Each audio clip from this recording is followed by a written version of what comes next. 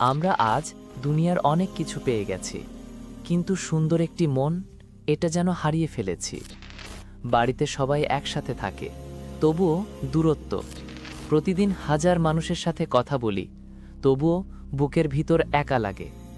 আমরা ইবাদত করি, কিন্তু ইবাদতের ছাপ আমাদের চরিত্রে কতটা দেখা যায়। আমরা হালাল হারাম জানি, ফিকহ জানি, কিন্তু আদব, যা ঈমানের সবচেয়ে সুন্দর অংশ, তা ভুলে গেছি। নবী সাল্লাল্লাহু আলাইহি ওয়াসাল্লাম বলেছেন, আমার রব আমাকে আদব শিখিয়েছেন এবং সবচেয়ে সুন্দরভাবে শিখিয়েছেন। তিনি সাল্লাল্লাহু আলাইহি ওয়াসাল্লাম শুধু নামাজ রোজা শেখাননি, শিখিয়েছেন কিভাবে কথা বলতে হয়, কিভাবে হাসতে হয়, কিভাবে ছোটকে ভালোবাসতে হয় এবং বড়কে সম্মান করতে হয়। আদব হলো সেই আলো যা অন্ধকার হৃদয়কে জ্বালিয়ে তোলে। আজকের সমাজে সবচেয়ে বড় সংকট চরিত্রের সংকট। নামাজ আছে, কিন্তু মুখে গালি থামে না।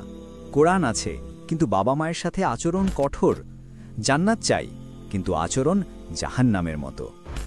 ইসলাম জানি, কিন্তু ইসলামই না। সমস্যা জ্ঞান না, আসল সমস্যা আদব।